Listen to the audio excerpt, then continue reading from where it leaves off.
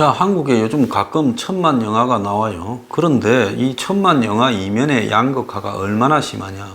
쫄딱 망한 군함도라는 영화 찍을 때 거기에 동원된 스텝이나 엑스트라, 그때 한마디로 그 사람들의 저임금과 천대 논란도 심각했지요. 자, 영화계가 만큼 양극화가 심한 데가 없을 겁니다. 영화계나 한국의 드라마를 만드는 이런 연예계 등에 굉장히 양극화가 심하지요.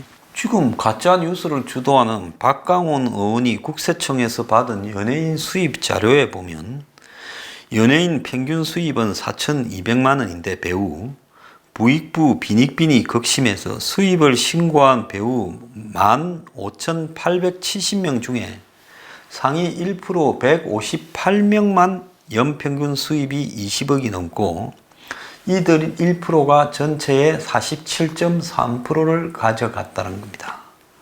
하위 90% 14,283명의 연평균 수입은 620만 원이에요. 연평균 620, 월급이 아닙니다. 그러면 이 연예계에 있어서 배우들의 수입 격차는 일반 사회의 양극화보다도 훨씬 더 심한 거죠. 자, 90%는 돈이라고 팔 수 없는 돈을 버는 겁니다. 매달 52만 원을 버는 수준인데 한국 연기노조는 노조조합원의 73%가 1,000만 원도 안 되는 저소득자라는 거예요. 자, 이렇게 배우들의 수입이 적은 이유 중에 하나가 방송사들이 꼼수 계약으로 출연료를 후리친다는 거예요. 방송 3사가 드라마를 제작할 때 배우들에게 출연료 기준표를 제시를 한다는 겁니다. 그래서 종편이나 다른 이 연예 전문 채널들도 여기에 따라서 한다는 거예요. 그래서 KBS 출연료 가이드라인을 표준 삼아서 주는데 2011년에 작성된 KBS 출연료 기준표가 어떻게 되어 있는가 하면 출연 횟수에 따라 6에서 18등급으로 구분하고 10분 기본료를 바탕으로 각 드라마를 세분화해서 등급을 몇 개 매겨놓고 뭐 주말이 제일 쓸 거고 그 다음에 주중에 미니 시리즈 무슨 또 일일 연속극 오전에 하는 거 저녁에 하는 거 이런 식으로 쭉 정해놓고 6등급에 속하는 배우가 60분짜리 미니 시리즈에 한 해 출연하면 37만 원을 받는데 방송사는 70분, 90분으로 드라마를 방영하는 꼼수를 쓴다는 겁니다. 그러면 정상이라면 47만 원에서 56만 원을 줘야 되는데 그렇게 하지 않고 시간을 늘려놓고는 원래 정해준 표대로만 준다는 거죠. 여기에다가 이 PD하고 배우를 연결하는 중간에 캐스팅 디렉터라는 사람들, 기획사 같은 이런 역할을 하는 사람들이 배우들에게 오디션을 보게 해주고 캐스팅이 되면 출연료의 한 30%를 떼가고 단역 배우들한테는 이 수수료가 배류의 간이라는 거예요.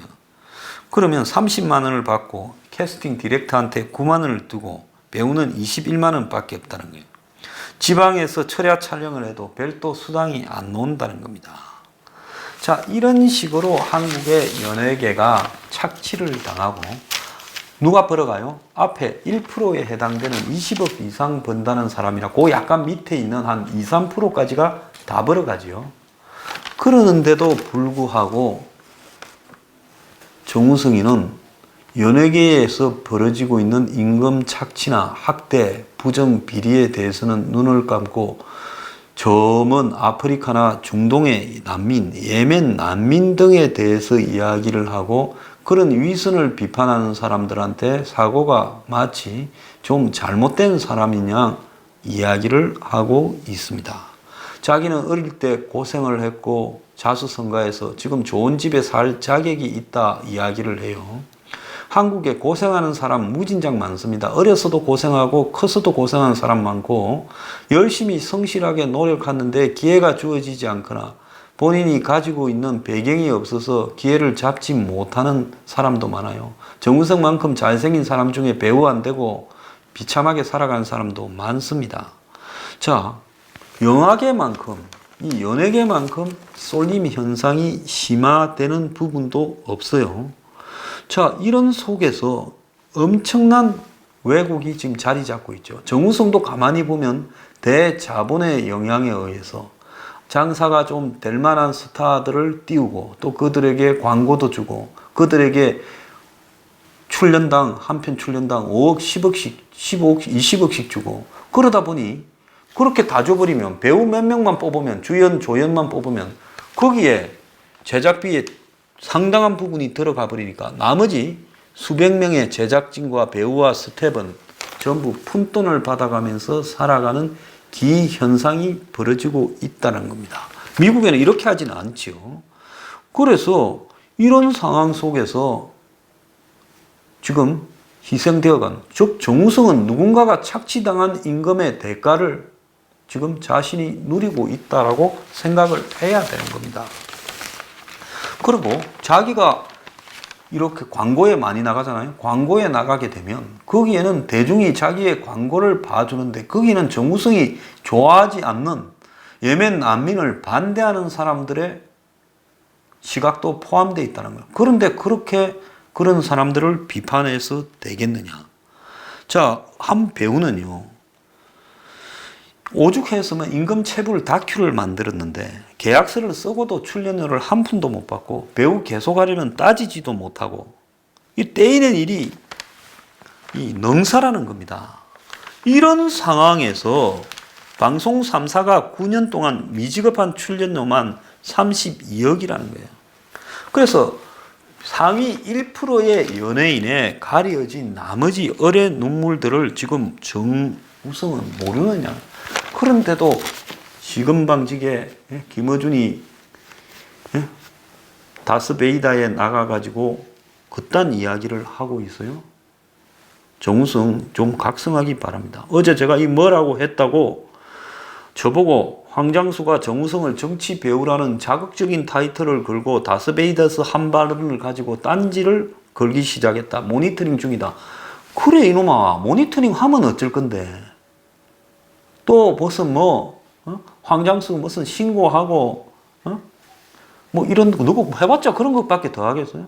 어차피 너네가 두들겨 잡으려고 그러면 마음 놓고 두들겨 잡을 건데 뭘 말이만 마음대로 하라고 내가 했잖아요.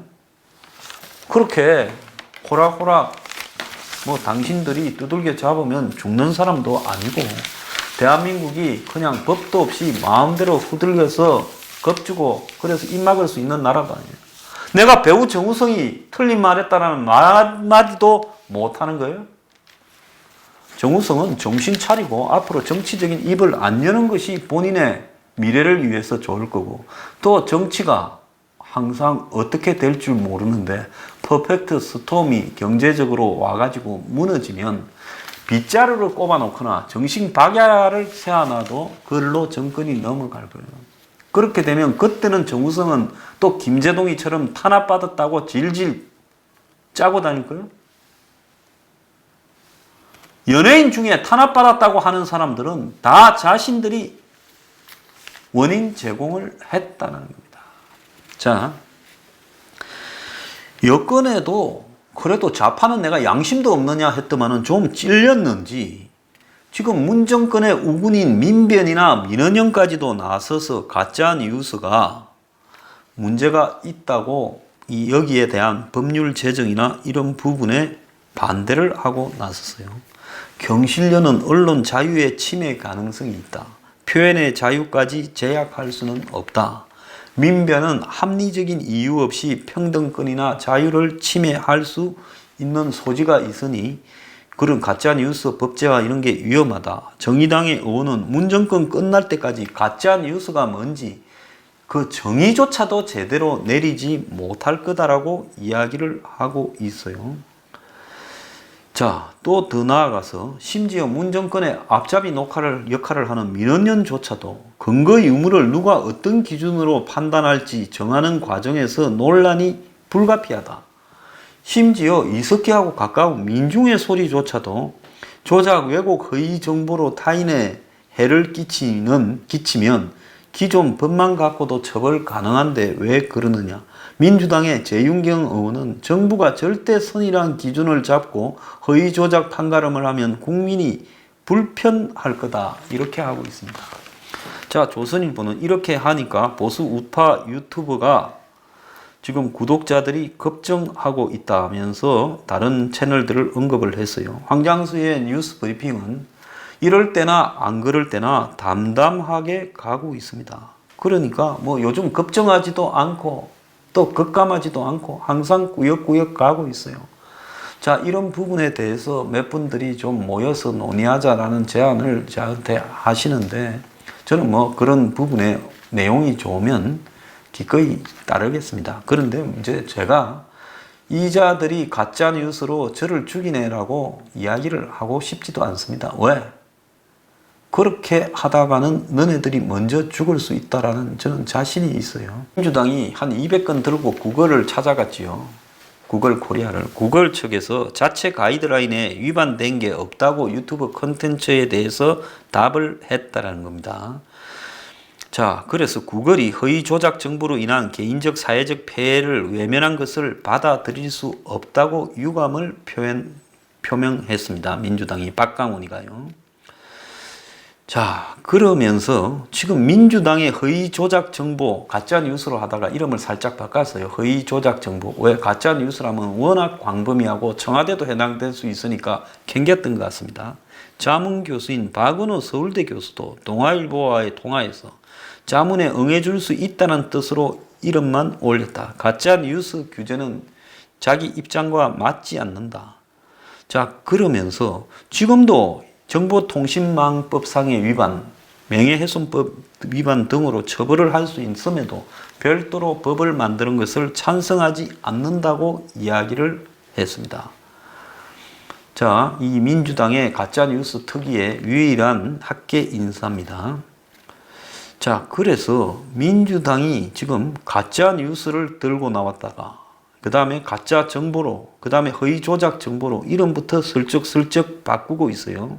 더 웃기는 거는 김성태 한국당 원내총무가 지상파 공기업 고용세습 보도를 소홀히 한다고 이렇게 지상파를 비판하니까 하루 만에 관련 뉴스 7건을 보도했다는 겁니다.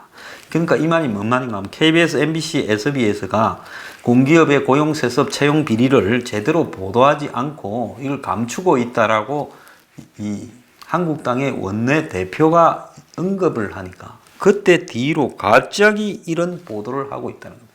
이들이요, 이런 정권에 불리한 고용세습은 보도하지 않으면서 유치원 비리는, 사립유치원 비리는 헤드라인으로 10분씩을 보도했다는 겁니다. 그러니까 이렇게 불평등이 클 수가 없는 거예요. 그러면 이런 보도를 놓고 이 보도의 크기를 조작하고 횟수와 양과 질을 조작하는 이것도 가짜 뉴스라고 볼 수 있지 않겠습니까? 가짜 뉴스가 꼭 가짜를 해야 가짜 뉴스가 아니라 어떤 상황은 뻥 튀겨서 정권에 유리한 거는 나팔수 역할을 하고 정권에 불리한 거는 살짝 덮어서 보도하지 않는 이것도 가짜 뉴스 아니냐는 거예요. 그래서 이걸 꼭 집어서 이야기를 하니까 그때부터 갑자기 보도가 확 늘어났다는 거예요. 그래서 가짜 뉴스를 지금 만들어내는 쪽은 과연 누구인가 좀 한번 고민을 해봐야 되겠죠. 자, 어제 PD수첩이라는 데서 이 부동산 폭등, 최근에 광주광역시 지방의 도시에 갑자기 부동산이 2배가 오르니 여기가 난리가 났었는데 거기에 보면 이렇게 올라간 비밀이 부동산 스타 강사들이 뭐 빠숑이라고 하는 사람들이 말 한마디로 전국의 집값을 들었다 놨다 했다는 거예요.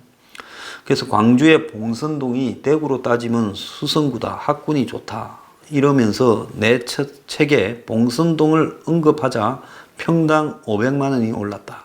수요가 빠지질 않는다. 이렇게 강의를 했다는 겁니다. 실제 이 광주에 느닷없이 지방에 요즘 아파트 가격 다 떨어진다고 난린데 서울만 올라가고 아파트 가격이 급등을 해서 2017년 5월에 6억 7천만 원 하던 것이 2018년 8월에 11억 9,500만 원으로 뛰었다는 거예요. 그래서 이런 식으로 2배 뛴 아파트들, 심지어 어떤 데서는 3배까지 뛴 아파트가 있었다는 거예요. 갑자기 오르니까 비정상적이다. 또 빈 상가도 많고 학원하고 가게도 장사가 안 되고 낡은 아파트도 많은 동네에서 왜 이러냐 하니까 이렇게 강사 몇 명이 들었다 놨다 했다는 겁니다. 그래서 이렇게 아파트 값을 움직이는 스타 강사들이 있다. 그래서 파시옹 외에도 이나금이라는 사람이 내 강의를 들은 당신들은 행운아가면서 이 사람이 언급한 지역의 아파트가 가격이 또 폭등을 했다는 거예요. 강의 수강료가 1,000만 원이 넘는다는 거예요. 그래서 원래는 이 1,100만 원짜리 강의인데 책 출간 기념으로 550만 원만 받았다고 제작진에게 말을 했다고도 하는 겁니다. 그래서 부동산 업계에는 이런 스타 강사라는 자들이 한 지역의 가격을 들었다 놨다 한다는데요. 수강생들이 10%만 움직여도 한 지역에 100명만 갑자기 들어가면 그 지역은 아수라장이 된다는 거예요. 그러니까 1,000명쯤 들어가. 그 중에 한 100명이 그 부동산 스타 강사가 언급한 지역에 투자를 해도 그 지역의 집값이 폭등을 한다는 거예요. 제가 그래서 부동산 문제 이거 갖고 좀 비판을 하면서 곧 폭락할 건데 이러지 마라 하니 저보고 황 소장은 경제 문제는 이야기하지 마라. 부동산은 부동산 전문가한테 맡기라는 댓글도 다 그놈들이 달한 거 아닌가 이런 생각을 해요. 이 아주 나쁜 놈들이에요. 이 다단계 선동하는 뚜쟁이들하고 비슷한 놈들인데요. 문정권이 정의롭다라고 최소한의 주장을 한다면 이런 놈들이라도 다 잡아가지고 세무조사 좀 하고 부동산 조작에 관련된 게 얼마나 되는지 조사 좀 해라는 겁니다. 예? 그리고 한국에 좀 산다는 분들이요. 허구한 날 이런 데나 쫓아다니면서 이런 짓거리 했어야 되겠습니까? 정말 좀 돈도 좋지만 체면을 좀 가지고 삽시다. 그러다 보니 샤넬을 대여했다 소리도 나오고 이런 거 아니겠습니까? 상류층이요. 체면을 잃으면 안 됩니다. 근데 오늘 한 패션 무슨 디자이너가 칼럼에 프렌치 시크를 아느냐 하면서 강용석과 유해, 즉 김정숙의 샤넬 대여를 비판했던 이 두 사람을 갖고 또 비판을 했다는 겁니다. 돈만 내면 누구나 살 수 있는 명품 브랜드는 프랑스인이 진정 높이 사는 시크가 아니다. 두 대통령 부인이 팔짱을 끼고 10대 같은 미소로 무장을 하고 루브르 박물관을 향해 함께 걸어가는 것, 꾸미지 않은 삶의 태도가 프랑스 사람이 사랑하는 프렌치 시크다. 이 바보 멍충이더라 이랬다는 거예요. 또 이 칼럼이 또 좋다고 또 한 신문에 또 어떤 사람이 올려놨습니다. 지랄도 정말 풍년으로 하고 자빠졌어요. 웃기고 있네요. 두 영분이 팔짱을 끼고 루브르로 걸어가. 그런 거 프렌치 시크고 나발이고 필요 없어요. 한국의 정서와 법에 어긋날 소지가 충분하니까 비판을 받는 겁니다. 프렌치 시크, 여기가 프랑스요. 프렌치 시크하게 코리안 시크로 보면 한마디로 이건 좀 신물 나는 사람들.